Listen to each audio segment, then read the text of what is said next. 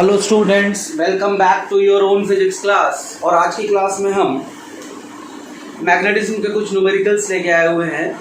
और मैग्नेटिज्म में जैसा कि पिछली क्लासेस में हमने पढ़ा कि हमने बायोट-सैवर्ट लॉ पढ़ा और अब उसकी एप्लीकेशंस में न्यूमेरिकल्स कुछ करते हैं उस पर बेस्ड, क्योंकि न्यूमेरिकल्स आपको पता है फिजिक्स की बैकबोन है और वो बहुत इम्पॉर्टेंट पार्ट है।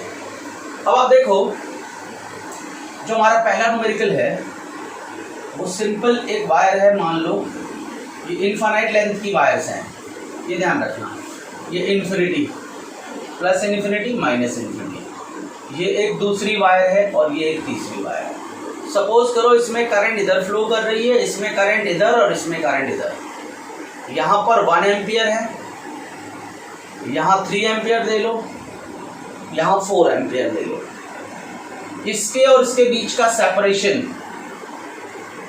मैं मान लूँ 5 सेंटीमीटर और ये मान लेता हूँ मैं 10 सेंटीमीटर। ठीक है, इसमें 1 एम्पियर करंट इस डायरेक्शन में फ्लो कर रही है, इसमें 3 एम्पियर इस डायरेक्शन में, इसमें 4 एम्पियर इस डायरेक्शन में। ये पॉइंट P है, ये पॉइंट Q है। और क्वेश्चन आपका है find B at P and Q। आपको इस P पॉइंट, आपको इस Q पॉइंट, दो पॉइंट्स पर आपको मैग्नेटिक फील्ड फाइंड करनी है। ये क्वेश्चन है आपके पास। अब आप देखो, जब हम बात करेंगे, मान लो इस वायर का नाम है 1, इस वायर का नाम है 2 और इस वायर का नाम है 3। तो मैग्नेटिक फील्ड ऑन 1 या P बोल तो मैग्नेटिक फील्ड एट P। तो जब P पर मैग्नेटिक फील्ड निकालोगे तो उसमें कौन कौन कंट्रीब्यूट करेगा। देखो, इसके खुद की मैग्नेटिक फील्ड अपने ऊपर, जब इस वायर में करंट आई फ्लो कर रहा है तो हमें पता है कि जब किसी वायर में करंट होती है तो magnetic field due to own current is 0। इस वायर के खुद के ऊपर अपनी करंट की वजह से कोई मैग्नेटिक फील्ड नहीं होगी। एक वायर ये है तो मैं कह सकता हूँ इसमें मैग्नेटिक फील्ड 2 की वजह से होगा और प्लस मैग्नेटिक फील्ड 3 की वजह से होगा। ये दो मैग्नेटिक फील्ड, यानी इस वायर में जो करंट है वो करंट यहाँ मैग्नेटिक फील्ड जनरेट करेगी और इस वायर में भी करंट है वो मैग्नेटिक फील्ड यहाँ जनरेट करेगी।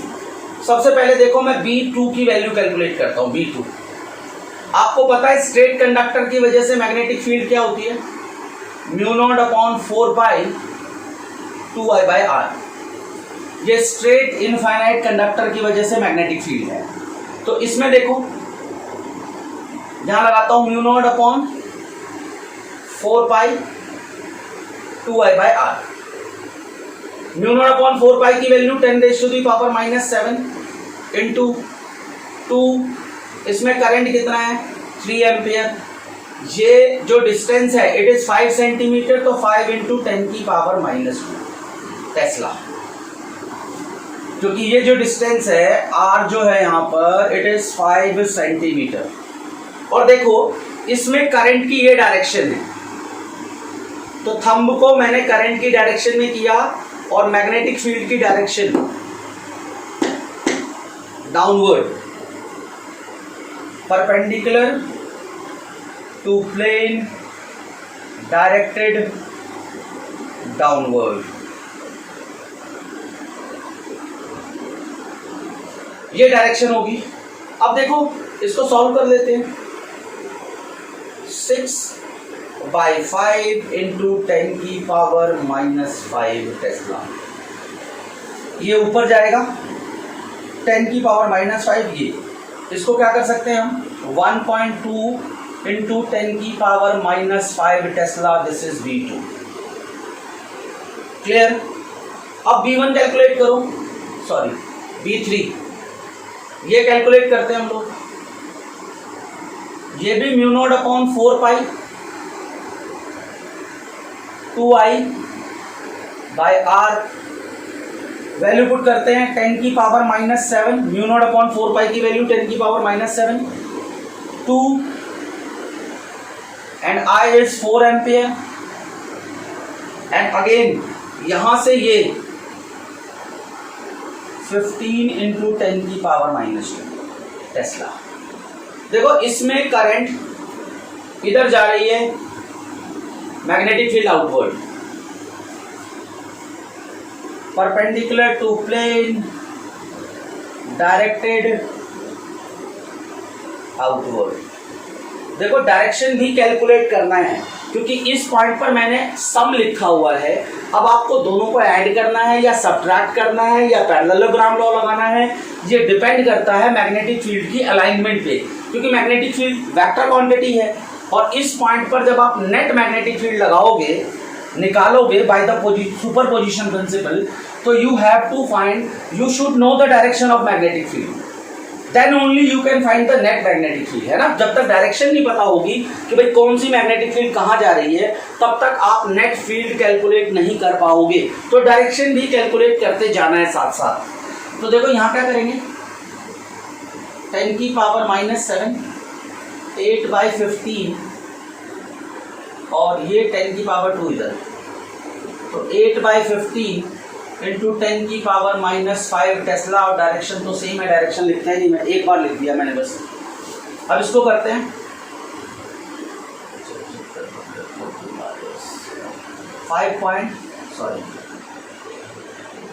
0.533 इंटू 10 की पावर -5 टेस्ला। सिंपल है। तो नेट कैसे निकालोगे, जो मैग्नेटिक फील्ड आएगा बी नेट, एक मैग्नेटिक फील्ड, इसकी जो मैग्नेटिक फील्ड है वो डाउनवर्ड है, इसकी मैग्नेटिक फील्ड अपवर्ड है, यानी एक डाउनवर्ड जा रही है इस डायरेक्शन में ऐसे डाउनवर्ड, और एक अपवर्ड जा रही है ऐसे, एक बाहर की तरफ आ रही है और एक अंदर की तरफ जा रही है ऐसे। तो दोनों को सब्ट्रैक्ट करेंगे, बड़े में से छोटे को। तो बी नेट कैसे निकालोगे, it is B2 minus B3, value put कर दो, 1.2 इंटू 10 की पावर -5 माइनस 0.533 इंटू 10 की पावर -5। सिंपल, कितना आ जाएगा, 1.20533 7 6 12 12 11 6 0.66 इंटू 10 की पावर 67 इंटू 10 की पावर -5 टेस्ला। और डायरेक्शन क्या होगी, डायरेक्शन बड़े वाले के according, which magnetic field is larger, the B2 is larger, so direction क्या होगी, डाउनवर्ड, परपेंडिकुलर टू प्लेन।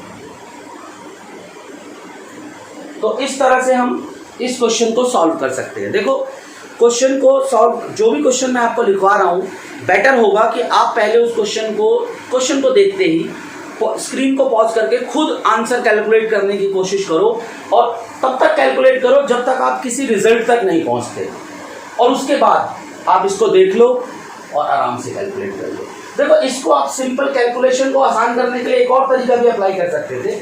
आपको ये पता चल गया, इसको R1 कर दो, इसको I1 कर दो, इसको I2 कर दो, इसको R2 कर दो। तो आप ऐसे भी कर सकते थे सिंपल। B निकालने के लिए B2 माइनस B3, और B2 की वैल्यू डालते हैं μ0/4 पाई 2I1, R1 माइनस μ0/4 पाई 2I2 बाय R2। क्या करते, μ0/4 पाई 2 बाहर आ जाता, I1 R1 minus I2 R2।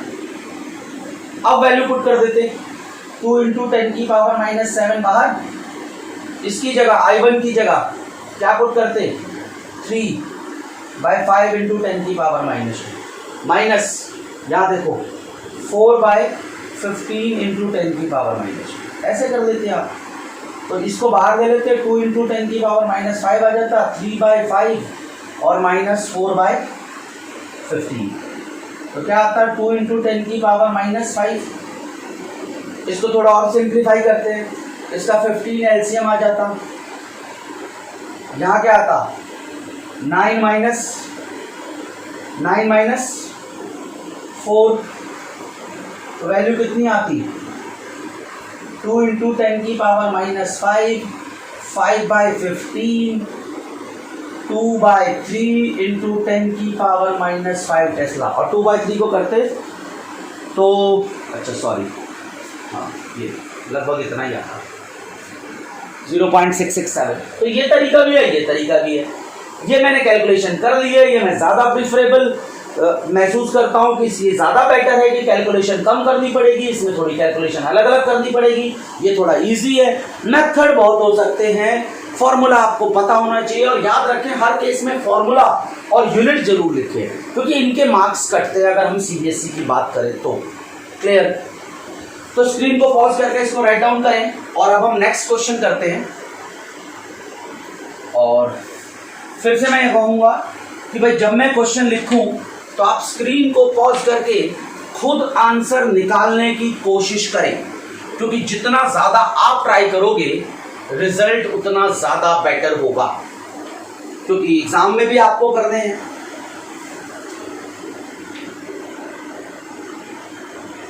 To current carrying conductors carries current in opposite directions.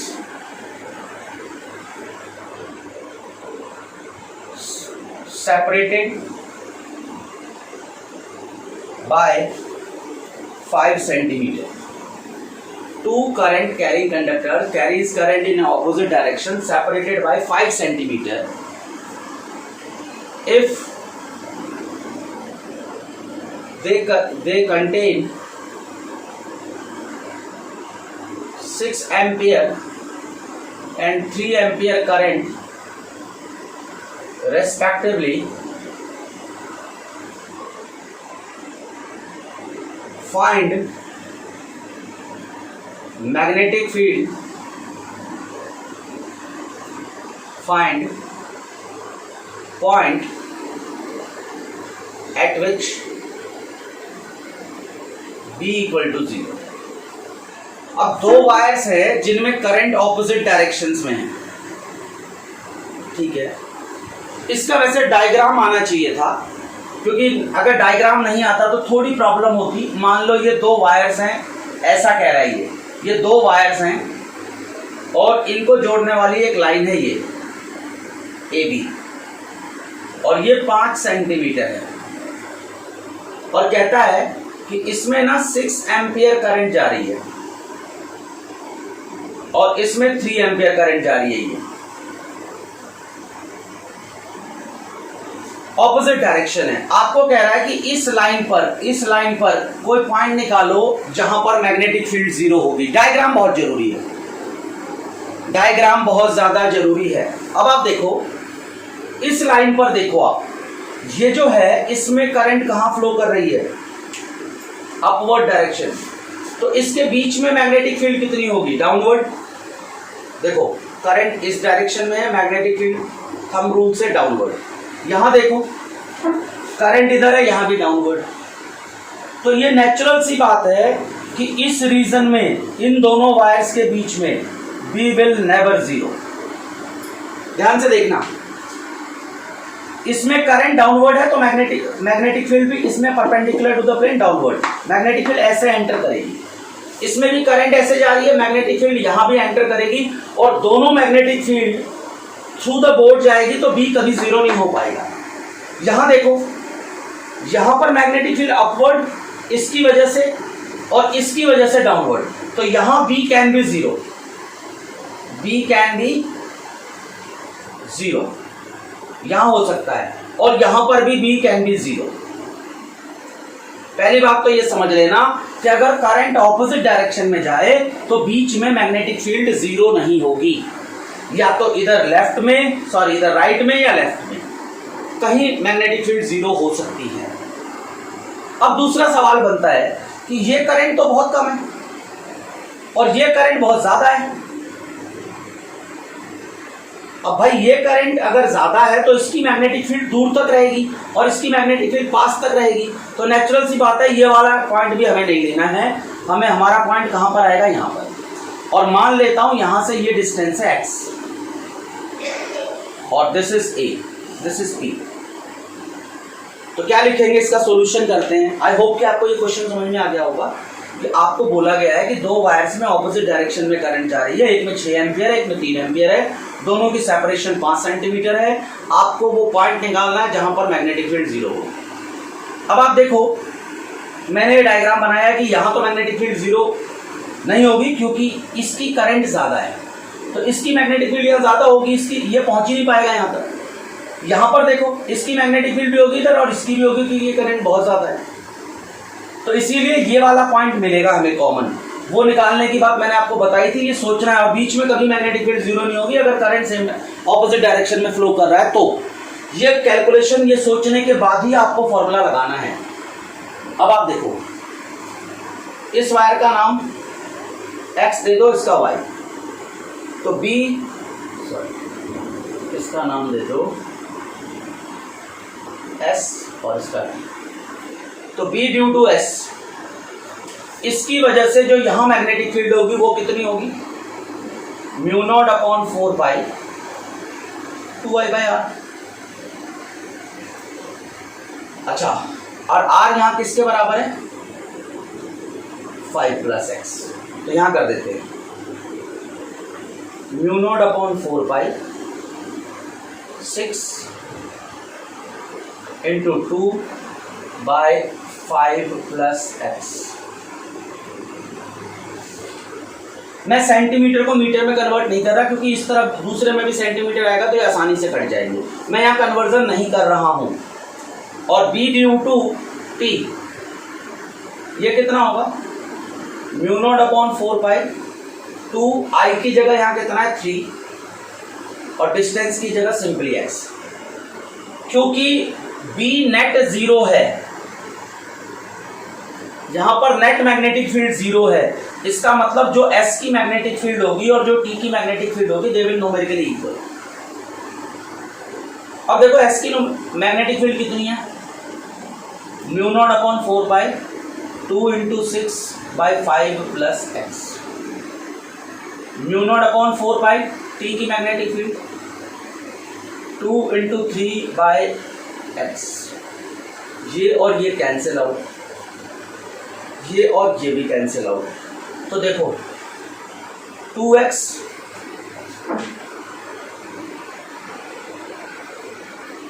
Equal to 5 plus x. X की वैल्यू कितनी हो गई, यानी इस वायर से 5 सेंटीमीटर पे और इस वायर से 10 सेंटीमीटर पर मैग्नेटिक फील्ड जीरो होगी।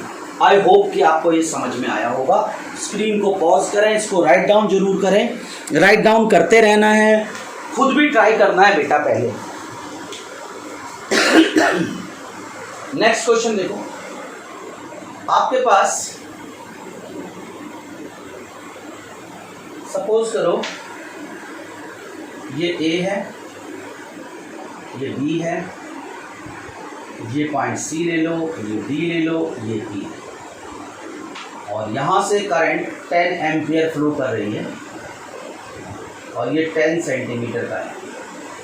आपको बोला गया है फाइंड V एट O। आपको मैग्नेटिक फील्ड कैलकुलेट करनी है ऊपर, और ऐसे क्वेश्चन बहुत ज़्यादा आते हैं। देखो यहाँ पर जब B नेट कैलकुलेट करोगे तो देखो ये जो वायर है स्ट्रेट वायर, इसकी भी मैग्नेटिक फील्ड होगी। ये जो कर्व पाथ है BCD, इसकी भी मैग्नेटिक फील्ड होगी। और ये जो स्ट्रेट वायर है DE, इसकी भी मैग्नेटिक फील्ड होगी। पर अगर आप देखो तो BAB और BDE की वजह से जो मैग्नेटिक फील्ड होगी वो जीरो होगी। क्यों? क्योंकि ये जो पॉइंट है, ये वाला जो पॉइंट O है, ये वायर के ऊपर ही लाई करता है, और किसी वायर में अगर करंट हो तो उसके खुद की करंट की वजह से उसके अपने ऊपर मैग्नेटिक फील्ड जीरो होती है। तो ये जो स्ट्रेट पार्ट है, अगर इसमें करंट है तो इसकी वजह से यहाँ पर मैग्नेटिक फील्ड जीरो होगी, वो मैंने लिख दिया है। तो यहाँ पर जो मैग्नेटिक फील्ड होगी B नेट, वो सिर्फ किसकी वजह से होगी, सिर्फ इस कर्व पोर्शन की वजह से। और हमें पता है सर्कल के सेंटर पे v क्या होता है, mu naught I by 2r, और अगर सेमी सर्कल है तो mu naught I by 4r। Value put कर दो, म्यू नॉट की वैल्यू 4 पाई इंटू 10 की पावर माइनस 7, आई कितना है 10, 4, और r कितना है 10 सेंटीमीटर। तो ये और ये कैंसिल आउट, ये और ये कैंसिल आउट, क्लियर है। तो कितना होगा पाई इंटू 10 की पावर माइनस 5 टेस्ला, या लिख सकते हो 3.14 इंटू 10 की पावर माइनस 5 टेस्ला। पाई की वैल्यू पुट करेंगे। देखो ये 10 और ये 10 कैंसिल आउट करंट के साथ वाला, ये 4 और ये 4 कैंसिल आउट, यहाँ से सिर्फ 5 बचेगा। ये 10 की पावर माइनस 2 ऊपर जाके प्लस 2 हो जाएगा, तो 10 की पावर माइनस 7 प्लस 2 यानी माइनस 5। ये मैग्नेटिक फील्ड है। अच्छा, इसकी डायरेक्शन कहाँ होगी, देखो करंट इस डायरेक्शन में जा रहा है, तो magnetic field perpendicular to board या परपेंडिकुलर टू व्हाइट बोर्ड, यहाँ की बात अगर मैं करूँ तो व्हाइट बोर्ड डायरेक्टेड इनवर्ड। यहां पर जो मैग्नेटिक फील्ड होगी वो अंदर की तरफ होगी। आपके कॉपी पे अगर बनाओगे तो परपेंडिकुलर टू द पेपर, जिस पेपर पे आप कर रहे हो उस पेपर की प्लेन पे परपेंडिकुलर होगा और इनवर्ड डायरेक्शन में होगा। क्लियर है। तो स्क्रीन को पॉज करके इसको राइट डाउन करें बेटा, राइट डाउन करना बहुत जरूरी है, लिखते रहें क्वेश्चंस और पहले खुद भी ट्राई करते हैं। स्क्रीन को पॉज करके राइट डाउन करें और अब हम अपने 4th क्वेश्चन की तरफ बढ़ते हैं।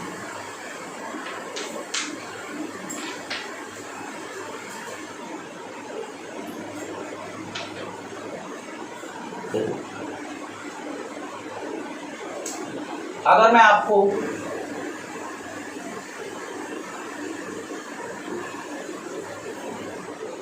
एक सर्कल दे देता हूं, मान लो एक सर्कल,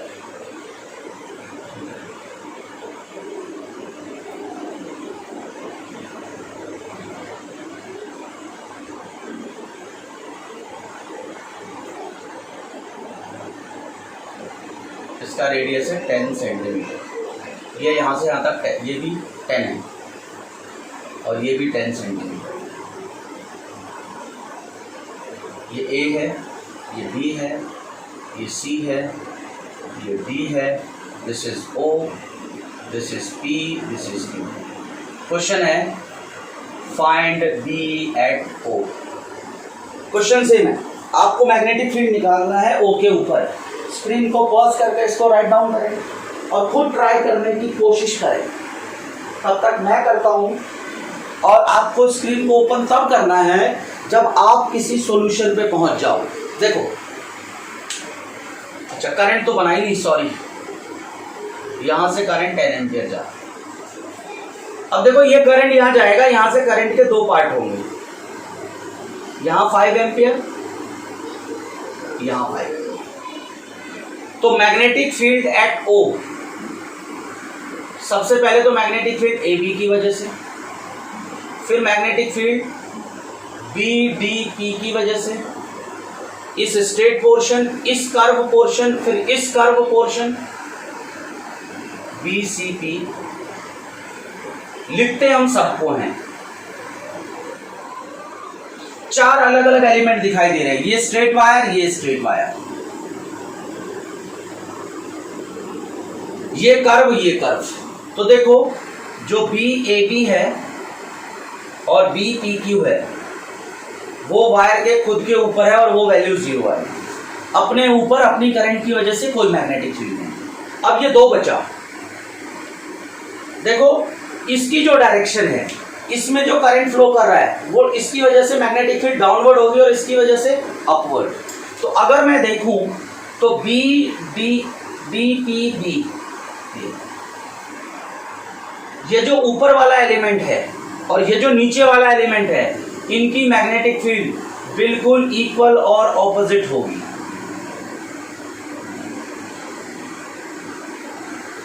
ये इसकी डायरेक्शन डाउनवर्ड, इसकी डायरेक्शन अपवर्ड, और इनकी जो न्यूमेरिकल वैल्यू है BBDP,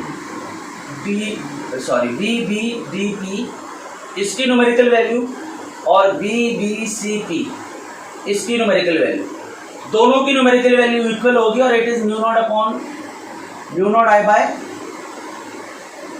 4r।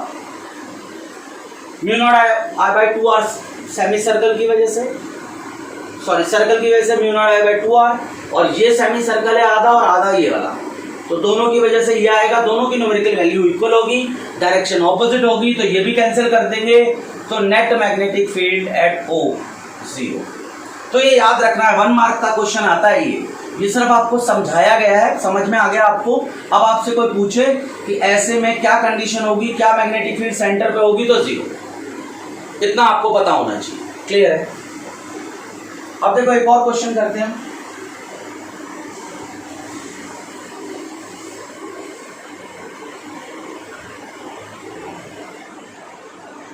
स्क्वायर है ये,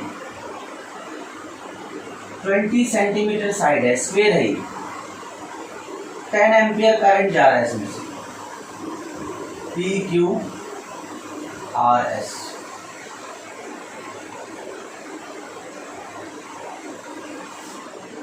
find B at O। Magnetic field निकालनी है आपको ऊपर 20 सेंटीमीटर की साइड से, सेंटीमीटर 20 सेंटीमीटर की साइड से 10 एम्पियर का करंट है, सेंटर पे आपको मैग्नेटिक फील्ड कैलकुलेट करनी है। देखो ये स्ट्रेट कंडक्टर है बट इसकी लेंथ फाइनाइट है, इट इज नॉट इनफाइनाइट, तो आप म्यू नॉट अपॉन 4 पाई 2I/r नहीं लगा सकते। तो याद रखना for finite conductor, for finite conductor B का क्या फॉर्मूला होता है, mu naught upon 4 pi I upon A sine of 5 plus sine of 5। याद रखना ये, अगर ये फाइनाइट कंडक्टर है, ये पॉइंट है और ये वाला A होता है, दिस इज 5 दिस इज 5, ये वाले एंगल होते हैं, ये फॉर्मूला है। कहीं आप इसको और इसको 5 लिख दो, ये मोस्ट कॉमन मिस्टेक करते हैं। फाई ये नॉर्मल के साथ इस पॉइंट पे बनने वाला एंगल है, कॉमन मिस्टेक क्या करते हैं, हम ये वाला एंगल ले लेते हैं, हम कॉमन मिस्टेक करते हैं ये वाला एंगल ले लेते हैं, बट हमें क्या करना होता है, एंगल चाहिए होता है ये वाला, this is 5 this is 5। Clear? मैं इस डायग्राम को रीड्रॉ कर रहा हूं, देखो उसको हॉच पॉच नहीं करना, नहीं करना। This is P, this is Q, this is R, this is S।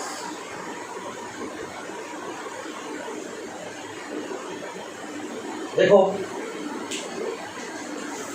ये जो है ये 20 सेंटीमीटर का है, तो ये बात तो क्लियर हो गई कि ये वाला डिस्टेंस 10 सेंटीमीटर होगा, यानी मेरे पास A की वैल्यू 10 सेंटीमीटर आ चुकी है। इतना तो मैं समझ चुका हूँ कि जो मेरा परपेंडिकुलर डिस्टेंस है which is this is A। अच्छा ये स्क्वायर है, तो ये 90 का, तो ये एंगल 45 का, तो ये भी 45 और ये भी 45। तो मैं इतना भी समझ गया हूँ कि φ1 equal to φ2 equal to 45 degree. अब B एट O निकालना है मुझे, तो B PQ का पता होना चाहिए, प्लस B QR का, प्लस B RS का, प्लस B SP। यानी ये जो 4 वायर हैं जिनमें करंट 10 एम्पियर फ्लो कर रही है, हर वायर की वजह से यहाँ मैग्नेटिक फील्ड होगी। अब आप देखो इसमें करंट ऐसी जा रही है, मैग्नेटिक फील्ड अपवर्ड, इसकी वजह से भी अपवर्ड, हर एलिमेंट की वजह से मैग्नेटिक फील्ड अपवर्ड है, और हर एक की न्यूमेरिकल वैल्यू, B PQ की न्यूमेरिकल वैल्यू, B QR की न्यूमेरिकल वैल्यू, B RS की न्यूमेरिकल वैल्यू और B SP की न्यूमेरिकल वैल्यू सब बराबर हैं, सबकी न्यूमेरिकल वैल्यू भी बराबर है और सब अपवर्ड है, सबकी डायरेक्शन ऊपर की तरफ है और सबकी न्यूमेरिकल वैल्यू बराबर है, और वो कितनी है, mu naught upon 4 pi I by A into 2 sine 5। ठीक है, ये एक की वजह से निकाल रहा हूं मैं, और चारों बराबर है, ध्यान रखना। इस जो ये वैल्यू है इसके लिए भी यही वैल्यू है, इसके लिए भी यही है, इसके लिए भी यही है, क्योंकि सब में सेम है। इसकी वैल्यू कितनी आएगी, 10 की पावर -7। आई कितना है आपके पास 10 एम्पियर, ए कितना है आपके पास 10 सेंटीमीटर, 2 sin 45। तो देखो ये वैल्यू कितनी आएगी, इसको काट दो, 10 की पावर 3 आ जाएगा, सॉरी 10 की पावर -2 बेटा सेंटीमीटर, दिस इज 10 की power -5 into this is 2 sin 45 1/2, तो √2 इंटू 10 की पावर -5 टेस्ला, एक की वजह से। और b अगर नेट निकालोगे तो इसको 4 से मल्टीप्लाई कर दो, क्योंकि 4 साइड्स हैं और चारों की मैग्नेटिक फील्ड बराबर है, तो इट इज 4√2 इंटू 10 की पावर -4 टेस्ला। देखो ये चारों बराबर हैं, तो ये फॉर्मूला किसके बराबर आ जाएगा, इट इज BPQ लिख दो और 4 से मल्टीप्लाई करो, क्योंकि चारों बराबर हैं, तो जो एक की वजह से आएगा उसको 4 से मल्टीप्लाई कर दो, तो 4√2 इंटू 10 की पावर -5 टेस्ला। और डायरेक्शन कहाँ होगी, perpendicular to plane, directed upward. This is the value, this is the final answer. इसको स्क्रीन को पॉज करके इसको राइट डाउन करें और नेक्स्ट क्वेश्चन की तरफ चलते हैं हम लोग। देखो जितने ज्यादा डिफरेंट टाइप के क्वेश्चंस आप करोगे, आपका कॉन्सेप्ट उतना ज्यादा स्ट्रांग होगा। हमारे टीचर्स भी हमें कहते हैं कि बेटा ज़्यादा प्रैक्टिस करो, तो प्रैक्टिस करनी है बेटा, अपने टीचर्स को शो करना है, प्रैक्टिस करके दिखाना है उनको, और वो आपको बताएंगे कि सही है या गलत है। जितनी ज़्यादा प्रैक्टिस करोगे, हेल्प तो आपको लेनी पड़ेगी।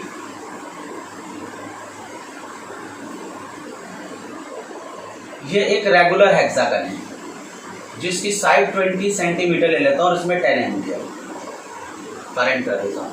मैं आपको कहता हूं मुझे इस पे निकाल के बताओ। देखो ट्रायंगल शेप भी आ सकता है, ट्रायंगल वाला आप खुद ट्राई करोगे, मैंने हेक्सागन और स्क्वायर का करा दिया। मैं कह रहा हूं फाइंड डी एट ओ, फाइंड डी एट ओ। देखो इसमें नाम दे देते हैं A B C D E F। यहां पर अगर मैं B नेट निकालूंगा तो मुझे B of AB, magnetic field due to BC, इसकी वजह से जो मैग्नेटिक फील्ड होगी वो, फिर इसकी वजह से, फिर इसकी वजह से, फिर इसकी वजह से, फिर इसकी वजह से, B of CD, B of DE और B ऑफ EF और B ऑफ FA। हर एक एलिमेंट की वजह से जो मैग्नेटिक फील्ड होगी उसका सम करना है। तो देखो यहां पर परपेंडिकुलर डिस्टेंस कितना होगा, this is the perpendicular distance. देखो मैं ये ऐसे नहीं बना रहा हूं। अब आपको पता है रेगुलर हेक्सागन की जो एंगल होता है हेक्सागन का, वो 120 डिग्री का होता है, ये वाला पूरा एंगल। अगर पेंटागन हो तो 108 डिग्री का एंगल होगा। पेंटागन में 108 डिग्री का, यहाँ 120 डिग्री का, तो ये वाला एंगल कितने का हो गया, 60 डिग्री का, और ये वाला एंगल भी हो गया 60। मैंने ये ट्रायंगल लिया है, अगर आप बात करो तो ABO, ये वाला ट्रायंगल। इस केस में आपका दिस इज योर A, और क्योंकि सारे एंगल 60-60 के हैं तो ये वाला भी A ही होगा, और आपको ये वाला डिस्टेंस निकालना। अगर मैं इसको x मान लूं तो ये भी x होगा, और ये आपको निकालना है। अच्छा ये वाला एंगल कितने का होगा, ये 60 का है, ये 90 का है, तो ये 30 का। तो इस केस में आपके पास 5(1 = 5(2 = 30 डिग्री। और यहां देखो cos, यहां ले लो cos 30 base upon hypotenuse x, cos 30 √3/2 × x। Side कितना है, 10 सेंटीमीटर का है, सॉरी 20 √3/2 यानी कि 10 √3 सेंटीमीटर। तो A की वैल्यू कितनी आ गई आपके पास, 10 √3 सेंटीमीटर। देखो अगर मैं इस ट्रायंगल की बात करूं, इसमें भी कंडीशन सेम होगी, यही A होगा, यही 30 डिग्री का एंगल होगा। इसके लिए भी, हर एक के लिए, हर ट्रायंगल के लिए ए और फाई सेम है, इसका मतलब हर एक की मैग्नेटिक फील्ड भी बराबर होगी। क्यों? क्योंकि जब आपको पता है बी का फॉर्मूला क्या होता है, it is mu naught upon 4 पाई, सब में कांस्टेंट रहेगा ये, आई अपॉन ए, सब में करंट आई सेम है, और ए मैंने बताया सबके लिए सेम है, ये परपेंडिकुलर डिस्टेंस, और 2 साइन फाई, ये एंगल भी सेम है, यानी सबकी मैग्नेटिक फील्ड सेम होगी। यानी आप लिख सकते हो कि बी ए बी का numerical value, B B C की numerical value, B C D की numerical value, B D E की numerical value, B E F की न्यूमेरिकल वैल्यू, और बी एफ ए की numerical value, all are equal, सारी values equal हैं। और देखो सबकी डायरेक्शन भी कहाँ है, अपवर्ड। ऐसे देखो करंट इधर जा रहा है, magnetic field upward, magnetic field ऐसे आएगी बाहर की तरफ। हम रूल लगा के मैग्नेटिक फील्ड निकालनी है, जो आपको बताया था मैंने पढ़ाते समय। तो यहां देखिए इनकी वैल्यू कितनी आएगी, म्यू नॉट अपॉन 4 पाई आई बाय ए 2 साइन फाई, वैल्यू पुट कर दो, 10 की power -7, I is 10, this is 10 root 3, this is 2, और sin 30, sin 30 is what, ये वैल्यू आ गया। कोई डाउट? देख लो ये वैल्यू आ रही है, अगर कोई डाउट हो तो कमेंट जरूर करें। 10 की पावर -7, I 10 है, this is this cancel out. और साथ में एक चीज और ध्यान रखें, ये एक के लिए आ गया तो 1/√3, अच्छा सॉरी 10 की पावर -2 तो डाला ही नहीं बेटा, ये बड़ी कॉमन मिस्टेक है, सेंटीमीटर का मैंने डाला ही नहीं, ये बहुत बड़ी मिस्टेक है। 10√3 मैंने डाला था, 10 की पावर -2 डाला ही नहीं, ये बड़ी कॉमन मिस्टेक है। जो हम लोग क्या करते हैं, यहाँ देखो ये मैंने सेंटीमीटर लिखा है, इसको मीटर में कन्वर्ट करके यहीं लिख लेना ताकि प्रॉब्लम ना हो। तो मुझे ध्यान आ गया, वरना मैं ये मिस्टेक कर चुका होता। ये इधर जाएगा तो 10 की पावर -5 टेस्ला, ये आ गया, ये एक की वजह से आ गया। और बी नेट किसके बराबर होगा, ये सारे बराबर हैं, तो आप क्या लिख सकते हो, इसको लिख सकते हो C B of A B, 6 से मल्टीप्लाई कर दो क्योंकि सारे बराबर हैं, सारे बराबर हैं। तो यहाँ क्या करेंगे, 6/√3 इंटू 10 की पावर -5 टेस्ला। अब 6 को क्या लिखोगे, 2√3 लिख दो, ठीक है, 2√3 इंटू 10 की पावर -5 टेस्ला। ये आपका हेक्सागन की वजह से आ गया। आई होप कि आपको समझ में आया होगा। बेटा किसी भी डाउट के लिए ना कमेंट जरूर करें, कमेंट करते रहना बहुत जरूरी है। अगर कमेंट करोगे तभी मुझे पता चलेगा कि आपको कौन सी बात समझ में आई है, कौन सी बात समझ में आपके नहीं है। अब आप देखें, ये क्वेश्चन भी बहुत बार एग्जाम्स में आ चुका है।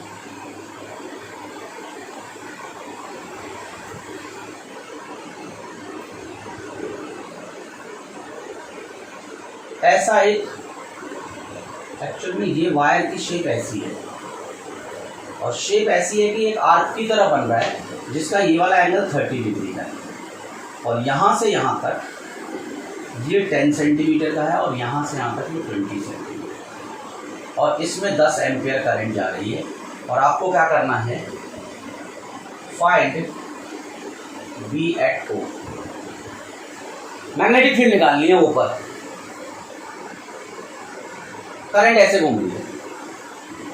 अब आप देखो इसका नाम दे दो PQRS। देखो अगर आप B पर मैग्नेटिक फील्ड निकालना चाहते हो, B नेट यहां पर ऊपर, तो देखो एक तो आपका ये वाला एलिमेंट होगा, RS की वजह से एक तो मैग्नेटिक फील्ड होगी, एक इसकी वजह से होगी, एक इसकी वजह से होगी, और एक इसकी वजह से होगी। अगर मैं देखूं तो मुझे लग रहा है कि इसमें करंट है तो ये मैग्नेटिक फील्ड जनरेट कर सकता है, यहाँ इसमें भी करंट है तो ये भी जनरेट कर सकता है, इस आर्क में भी है तो ये भी कर सकता है मैग्नेटिक फील्ड, और अगर इस आर्क में है तो ये भी मैग्नेटिक फील्ड जनरेट कर सकता है। पर इस वायर के ऊपर ही ये पॉइंट लाई करता है, स्ट्रेट वायर के ऊपर, और ये पॉइंट इस वायर के ऊपर लाई करता है। देखो ये ओ पॉइंट इन दोनों के ऊपर लाई करते हैं, तो नेचुरल सी बात है कि बी एस पी यानी इस एलिमेंट और इस एलिमेंट की वजह से मैग्नेटिक फील्ड 0। अब यहां पर जो बी नेट आएगा आपका, उसमें सिर्फ दो एलिमेंट कंट्रीब्यूट करेंगे, आर एस और पी। क्लियर? अब देखो हमने पढ़ा था एक फॉर्मूला सिंपल सा, बायोट-सैवर्ट लॉ अगर हमने पढ़ा था तो dB, अब मैं बायोट-सैवर्ट लॉ को इंटीग्रेट कर देता हूँ। dB का integration b, it is mu naught upon 4 pi I by A square integral dl, आपने ये पढ़ा था। और dl एक छोटा सा करंट एलिमेंट है, और यहाँ ये करंट एलिमेंट मान लो ये dl है R। क्लियर? इंटीग्रेट करने के बाद ये क्या बचेगा, it is mu naught upon 4 pi I by A, dl का इंटीग्रेशन है। L मतलब क्या, L मीन्स क्या, लेंथ ऑफ आर्क। सिंपल। अब हमें पता है एक formula, theta equal to arc upon radius. तो आर्क की वैल्यू कितनी हो गई, थीटा इंटू रेडियस। और याद रखना theta should be in radian, theta should be in radian. बड़ा इंपॉर्टेंट कॉन्सेप्ट है, यानी डिग्री में लिख दो 60 degree 30 degree, it should be in radian. तो अब आप देखो जो फॉर्मूला बनेगा magnetic field due to arc की वजह से, तो बी का फॉर्मूला क्या बनेगा, mu naught upon 4 pi I upon A square, sorry I upon A square, और यहाँ क्या होगा थीटा इंटू में ए। यहाँ पर याद रखना ए रेडियस है, तो इस ए से काट दो तो क्या लिखोगे, mu naught upon 4 pi I by A into theta. This is the formula of magnetic field due to an arc. Here theta is the angle, this angle. तो ये फॉर्मूला याद रखें, नया फॉर्मूला हमने इस तरीके से डिराइव किया है, आप डिराइव ना करके ये फॉर्मूला डायरेक्ट याद रख सकते हैं, डायरेक्ट याद रख लो। अब देखो इस सवाल को करते हैं सिंपल। पहले देखो इसमें करंट इधर जा रही है, इसकी मैग्नेटिक फील्ड अपवर्ड और इसकी मैग्नेटिक फील्ड डाउनवर्ड। इसकी वजह से magnetic field downward, thumb rule लगाया, और इसकी वजह से मैग्नेटिक फील्ड अपवर्ड, इसकी वजह से डाउनवर्ड, इसकी वजह से अपवर्ड। तो जो बी नेट आएगा, एक बात तो सिंपल हो गई कि सबट्रैक्ट करना पड़ेगा, किस में से किसको, B of R S minus B of P Q. Net निकालने के लिए सबट्रैक्ट करना पड़ेगा, बड़े में से छोटा। ये पास में है तो इसकी मैग्नेटिक फील्ड देखो, मैंने इसकी मैग्नेटिक फील्ड में से इसकी मैग्नेटिक फील्ड को सबट्रैक्ट किया है, इसकी मैग्नेटिक फील्ड को सबट्रैक्ट किया है इसमें से, क्योंकि ये बड़ा है, पास में है, करंट सेम है, तो जो पास में होगा उसकी वजह से मैग्नेटिक फील्ड ज्यादा होगी, ये ध्यान रखें आप। यहां देखें, ये फॉर्मूला पुट करें, B net mu naught upon 4 pi I same है, ए की जगह A1 और theta, minus mu naught upon 4 pi I same है A2 और यहाँ भी थीटा। तो mu naught upon 4 pi I theta बाहर, 1 by A1 minus 1 by A2 कर दो, 10 की पावर माइनस 7 वैल्यू। आई कितना है इसमें, 10 एम्पियर करंट है, देखो लिखा हुआ है 10 एम्पियर। अच्छा थीटा कितना है, 30 डिग्री। आपको पता है पाई रेडियन 180 डिग्री होता है, तो 1 डिग्री पाई बाय 180 तो 6, तो 30 डिग्री पाई बाय 6 रेडियन। तो इसकी जगह π/6। यहां देखो 1/10 - 1/20 और सेंटीमीटर है तो 10⁻⁻² मल्टीप्लाई करेंगे, ये बाहर आ जाएगा 10⁻⁻7 10⁻⁻² बाहर, π/6। यहां देखो 20 एलसीएम, 20 - 10, इसको कैलकुलेट करो, ये ऊपर जाएगा 10⁻⁻4 इंटू π/6। यहां देखो 10/20 π/12 इंटू 10⁻⁻4 टेस्ला। और डायरेक्शन क्या होगी, इसकी वजह से अपवर्ड है, जो बड़ा होगा उसकी वजह से डायरेक्शन आएगी, इसकी डाउनवर्ड थी, इसकी अपवर्ड थी। This is the biggest magnetic field, इसकी वजह से मैग्नेटिक फील्ड बड़ी होगी, इसकी वजह से कम होगी, तो net magnetic field perpendicular to plane directed upward. देखो मैग्नीट्यूड और डायरेक्शन दोनों पूछते हैं, तो आप डायरेक्शन निकालते हुए चलना, क्योंकि डायरेक्शन पे बेस्ड बहुत सारे क्वेश्चंस आते हैं एग्जाम्स में, तो वो ध्यान रखें आप। क्लियर? जो नेक्स्ट क्वेश्चन करते हैं। बेटा स्क्रीन को पॉज करके राइट डाउन जरूर कर लिया करें।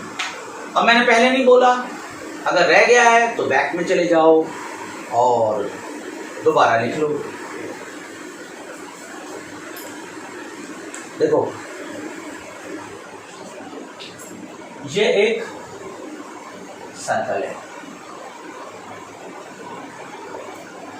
और यहां से एक वायर आई है और एक वायर यहां से, और ये इन्फिनिटी से आ रही है, इन्फिनिटी पे जा रही है, इन्फिनिटी से आ रही है, और इसमें यहाँ से 10 एम्पियर करंट आ रहा है और यहाँ से 10 एम्पियर करंट बाहर जा रहा है। ये 10 सेंटीमीटर का है radius. This is P, this is Q, this is. Question आएगा find B eight O। O पर आपको मैग्नेटिक फील्ड कैलकुलेट करनी है। कैसे कैलकुलेट करेंगे देखो, स्क्रीन को पॉज करो, पहले खुद ट्राई करो। देखो यहां से करंट आया, ये करंट दो पार्ट में डिवाइड होगा, 5 एम्पियर और 5 एम्पियर, और फिर यहां से 10 एम्पियर वापस। तो सबसे पहले बी नेट के लिए B of P infinite wire जो है वो B of P Q 1, B of P Q 2। इस देखो इस वायर की वजह से इस सेमी सर्कल, फिर ये सेमी सर्कल और फिर ये क्यू, इन सब की वजह से मैग्नेटिक फील्ड होगी। और मैं जानता हूं ये जो दोनों हैं B of P Q 1 equal to minus B of P Q 2, तो ये वाले जीरो हो जाएंगे। तो यहां पर क्या होगा, अगर बी नेट कैलकुलेट करोगे तो सिर्फ बी ऑफ पी इंफिनिटी और बी ऑफ क्यू इंफिनिटी, सिर्फ इस वायर और इस वायर की वजह से आएगा मैग्नेटिक फील्ड। और हमें पता है कि अगर एक वायर हो और जिसका एक एंड इंफिनिटी पे हो और यहां पर मैग्नेटिक फील्ड निकालनी हो, तो इसकी वजह से फॉर्मूला होता है B equal to μ0/4 pi I/A। This is the formula. If the point P lies near one end and other end is at infinity, in that case the formula is this. ये formula आपको apply करना है। और देखो दोनों में सब कुछ सेम है, डिस्टेंस भी सेम है। देखो इसकी वजह से मैग्नेटिक फील्ड अपवर्ड, इसकी वजह से मैग्नेटिक फील्ड अपवर्ड और इसकी वजह से भी मैग्नेटिक फील्ड अपवर्ड, और सब कुछ बराबर है। इसमें देखो करंट भी सेम है और A भी सेम है। दोनों के लिए देखो, दोनों के लिए A1 A2 equal to 10 centimetre और I1 I2 equal to 10 ampere.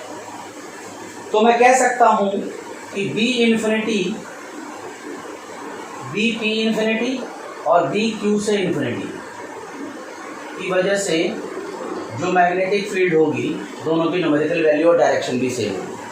तो कैसे लिखेंगे? बी नेट के लिए 2 लिख दो, mu naught upon 4πi/8। Value put करो, this is 10 raised to the power -7, I is 10 and this is 10 into 10 की पावर -2। सिंपल, 10 सेंटीमीटर है ना, तो 10 into 10 की पावर -2 मीटर। इससे ये कटा, 2 into 10 की पावर -5 टेस्ला मीटर। और डायरेक्शन क्या होगी? Perpendicular to plane, directed upward. इस टाइप का भी क्वेश्चन आता है। तो स्क्रीन को पॉज करके इसको राइट डाउन करें, क्वेश्चन करते रहें और कमेंट में अपने डाउट्स भी पूछते रहें। जितना पूछोगे, जितनी प्रैक्टिस करोगे, परफेक्शन उतनी ज्यादा आएगी। ध्यान रखिए। We have a ring like this. This is a vertical ring and the radius is suppose 6 centimeter. Around right down here, the radius is 6 centimeter. This is 8 centimeter. Another ring is placed horizontally like this. Another ring is placed like this. This also has radius 6 centimeter and this is also 8 centimeter, and you have to find magnetic field at O. देखो आपके पास ये 2 ring है जो कुछ इस तरह से placed है। देखो ये 2 रिंग है, ये रिंग कुछ ऐसे प्लेस्ड है और ये रिंग कुछ ऐसे प्लेस्ड है, ऐसे। This is horizontal and this is vertical, ऐसी प्लेसमेंट है। और है क्या, ये जो रिंग ऐसे प्लेस्ड है, यहां से 6 सेंटीमीटर ये डिस्टेंस है, और ये जो ऐसे है यहां से 6 ऐसे, ये कुछ ऐसा सीन है, और आपको यहां इस पॉइंट पर निकालना है। ये हॉरिजॉन्टल प्लेस्ड है, this ring is placed like this, horizontally ऐसे प्लेस्ड है, और ये रिंग ऐसे प्लेस्ड है। ठीक है, ये ऐसे प्लेस्ड है, इसकी भी एक्सिस है और इसकी भी एक्सिस है, जो इस पे प्लेस्ड है आप मेरे हाथ पे। दोनों की एक्सिस पे आपको ये पॉइंट 8 सेंटीमीटर डिस्टेंस पे है। आपको यहाँ पर मैग्नेटिक फील्ड कैलकुलेट करनी है। देखो बेटा, इस टाइप के जो क्वेश्चंस आते हैं इसमें इमेजिनेशन बहुत इंपॉर्टेंट पार्ट है। यू हैव टू इमेजिन, और अगर इमेजिनेशन करेक्ट नहीं है तो प्रॉब्लम होगी। एक वर्टिकल है, दूसरा हॉरिजॉन्टल है। अब आप देखो, इसमें मैंने करंट की डायरेक्शन नहीं बनाई थी। मान लो दोनों में करंट एंटी क्लॉकवाइज डायरेक्शन में, डायरेक्शन कोई भी हो सकती है। तो देखो, इसमें निकालने के लिए सबसे पहले आपको क्या सोचना पड़ेगा कि ये वाली रिंग है, इसमें करंट एंटी क्लॉकवाइज है, तो इसकी मैग्नेटिक फील्ड कहाँ जाएगी? अपवर्ड। देखो, करंट जो कर्व फिंगर है वो करंट की डायरेक्शन में, थंब मैग्नेटिक फील्ड की डायरेक्शन देगा, और ये मैग्नेटिक फील्ड होगी इसकी वजह से। मैं मान रहा हूं इसकी वजह से जो मैग्नेटिक फील्ड है, दिस इज V1। यहां देखो, इसमें भी एंटी क्लॉकवाइज है और इसकी मैग्नेटिक फील्ड होगी इस तरफ, V2, और दोनों के बीच में 90 डिग्री का एंगल होगा। देखो, इस रिंग में करंट ऐसे जा रही है, तो करंट की डायरेक्शन में मैंने अपने कर्ल फिंगर्स को किया और थंब मैग्नेटिक फील्ड की डायरेक्शन देखा। इसमें ऐसा है, कर्ल फिंगर एंटी क्लॉकवाइज ऐसे, तो करंट ऐसे और मैग्नेटिक फील्ड ऊपर की तरफ, ये डायरेक्शन है। These are the 2 magnetic field, और आपको इस पॉइंट पर नेट मैग्नेटिक फील्ड निकालना है। 2 अलग अलग मैग्नेटिक फील्ड है, तो सुपर पोजिशन लगा दो। P = √V1² plus V2² under root के अंदर। क्लियर है? अब आप देखो V1 की वैल्यू कितनी होगी। सबसे पहले एक्सिस पे मैग्नेटिक फील्ड का फॉर्मूला क्या होता है? On axis simple, μ0/4π 2 pi r square I x square plus are square की पावर 3/2। यहां आर रेडियस होता है और एक्स डिस्टेंस होता है। ये सिंपल फॉर्मूला है 2 pi r square I mu naught upon 4 pi x square plus are square. अगर इसमें कुछ काटा पीटी आप कर दो तो ऐसे कर सकते हो, mu naught R square I divided by 2x square plus are square की पावर 3/2। काटा पीटी करके आप ऐसे लिख सकते हो। तरीका फॉर्मूला पहले ये वाला याद रखना है, क्योंकि एक्सिस ऑफ रिंग पे न्यूमेरिकल्स आते हैं तो ये फॉर्मूला याद होना चाहिए, उससे आप ये बना सकते हो। तो सबसे पहले मैं देखता हूं कि देखो V1 में देखो म्यू नॉट अपॉन 2 तो सेम ही है, R भी सेम है, करंट भी सेम है। मान लो दोनों में 5 एम्पियर करंट है, मैंने बनाया नहीं क्वेश्चन। तो दोनों में 5 एम्पियर करंट फ्लो कर रही है और आप देखो I भी सेम है, सब कुछ सेम है। तो मैं कह सकता हूं कि V1 की और V2 की न्यूमेरिकल वैल्यू सेम होगी, क्योंकि सारे डाटा सेम है। दोनों रिंग का रेडियस सेम है, दोनों में फ्लो होने वाली करंट सेम है। तो मैं लिख सकता हूं सिंपली ये दोनों न्यूमेरिकली वैल्यू इक्वल है। याद रखना डायरेक्शन अलग अलग है। You can't write vector v1 equal to vector v2, this is not possible, because इसकी डायरेक्शन इधर है और इसकी डायरेक्शन इधर है। दोनों वेक्टर बराबर नहीं होंगे बट न्यूमेरिकल वैल्यू बराबर होगी। और इनकी न्यूमेरिकल वैल्यू, अब इसको थोड़ा सिंप्लीफाई कर दो तो v क्या होगा, v1 square plus v1 square, तो v1 √2 या v2 √2, क्योंकि दोनों बराबर है। तो अब v की वैल्यू कितनी हो जाएगी, आपके जो v की वैल्यू होगी it will be √2 mu naught upon 2 R square I x square plus are square की पावर 3/2। वैल्यू पुट कर दो, √2 ऐसे ही, म्यू नॉट की वैल्यू 4 पाई इंटू 10 की power -7 divided by 2। R is what, 6 into, metre में क्यों डाला है यार, सारी गलतियां हो रही है क्वेश्चन में। दिस इज सेंटीमीटर, 6 इंटू 10 की पावर -2 होल स्क्वेयर। आई 5 एम्पियर है, यहां पर 6 इंटू 10 की पावर -2 होल स्क्वेयर, 8 इंटू 10 की पावर -2 होल स्क्वेयर और इसकी पावर 3/2। √2 ये कैंसिल आउट हो गया, 2 पाई बचा, 10 की पावर -6, 36 इंटू 10 की पावर -4 इंटू 5। नीचे आ जाओ, यहां देखो 10 की पावर -2 का होल स्क्वायर कॉमन, 36 प्लस 64,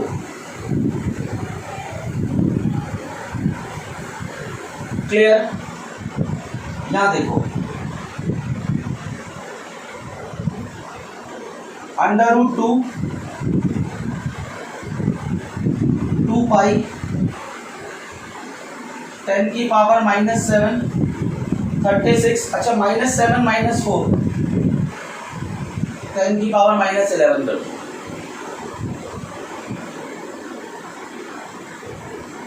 टेन की पावर -4 10 की पावर 2, 100 आ जाएगा ना, 100 मतलब 10 की पावर 2 और पावर 3/2। इसको और सिंप्लीफाई करो, 2√2 पाई 10 की पावर -11 36 इंटू 5। यहाँ देखो 10 की पावर -2, ये क्या होगा, इसको थोड़ा सिंप्लीफाई कर देते हैं। 10 की पावर -2 होगा और उसकी पावर 3/2, तो 10 की पावर -3, इसको ऊपर भेज दो। तो 2√2 पाई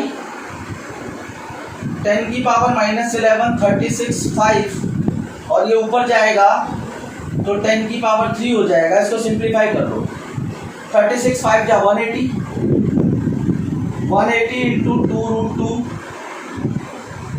10 की पावर -8 टेस्ला। दिस इज 160√2, 10 की पावर -8 टेस्ला। कैलकुलेशन से एक बार चेक कर लेना, कैलकुलेशन थोड़ी गलत भी हो सकती हैं और सही होंगी तो अच्छी बात है, वरना कैलकुलेशन में मैं ज़्यादातर मिस्टेक करता हूँ, तो कैलकुलेशन की मिस्टेक आप देख लेना, वो हो सकती है, but method is same. Method में गलती नहीं है बेटा, मेथड हम इसी तरह से कैलकुलेट करेंगे। अच्छा, एक और क्वेश्चन देखते हैं हम लोग। नेक्स्ट क्वेश्चन देखो,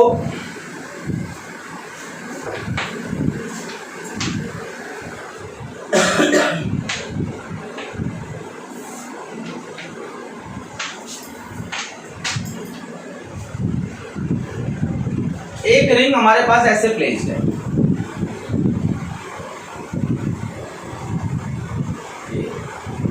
और इसका रेडियस आर है, या मान लो रेडियस इसका ले रहा हूं मैं 6 सेंटीमीटर, और दूसरा रिंग ऐसे हॉरिजॉन्टली है और इसका भी रेडियस 6 सेंटीमीटर है। दोनों का सेंटर कॉमन है। इसमें भी एंटी क्लॉकवाइज 5 एम्पियर करंट है और इसमें भी एंटी क्लॉकवाइज 5 एम्पियर करंट है। फाइंड बी एट ओ। आपको इसके सेंटर पे मैग्नेटिक फील्ड निकालनी है। देखो ये लाइक दिस, देखो एक रेड वाली रिंग है, वो ये है, और ये वाइट रिंग है। देखो दो रिंग है, ये देखो ये हॉरिजॉन्टल है, ये देखो दोनों ये ऐसे, एक हॉरिजॉन्टल है और एक वर्टिकल है। दोनों का कॉमन सेंटर पे आपको मैग्नेटिक फील्ड निकालनी है, कुछ ऐसा ऐसी देखो, इसके कॉमन सेंटर पे निकालनी है। अब आप देखो इसमें करंट ऐसे जा रही है रेड वाले में, तो रेड की मैग्नेटिक फील्ड देखो, ये जो रेड वाला है ये ऐसे है, ये ऐसे एंटी क्लॉकवाइज, तो इसकी मैग्नेटिक फील्ड कहाँ जाएगी, कुछ इस तरह से। अच्छा, ब्लू वाला ऐसे है और इसकी मैग्नेटिक फील्ड इधर जाएगी।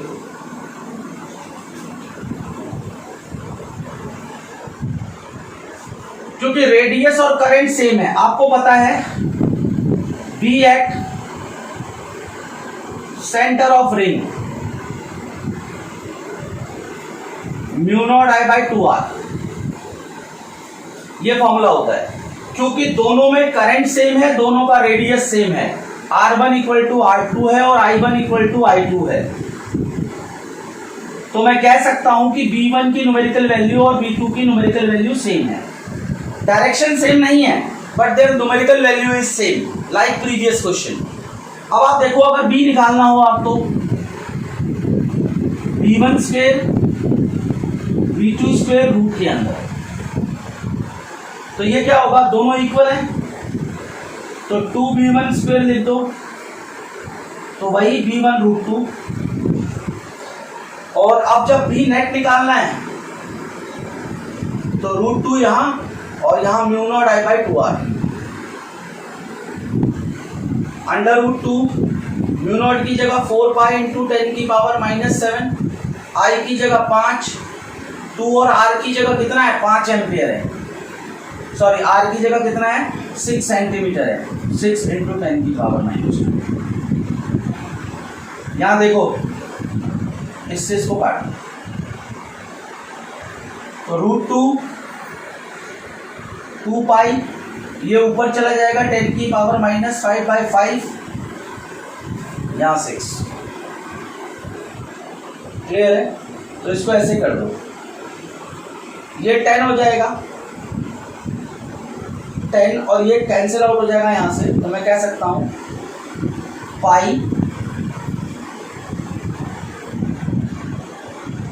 दिस इज पाई, ये 5 इंटू 2 10 और एक पावर कम हो जाएगी यहाँ 4, ये रूट 2 इंटू 10 की पावर -4/6 टेस्ला। चाहो तो और कैलकुलेशन कर सकते हो। और बी की डायरेक्शन क्या होगी, ये वाली। This is the net magnetic field. तो इस टाइप के क्वेश्चन है, और भी बहुत टाइप के क्वेश्चन बनते हैं। आप प्रैक्टिस करते रहें, अपने डाउट्स को कमेंट सेक्शन में डालते रहें, कमेंट करते रहें। और अगर आपको ज़्यादा वीडियोस चाहिए तो चैनल के प्लेलिस्ट को चेक करें, चैप्टर वाइज वीडियोस अवेलेबल हैं। पढ़ते रहें, सेफ रहें। किसी भी डाउट के लिए कमेंट करें। Thank you so much.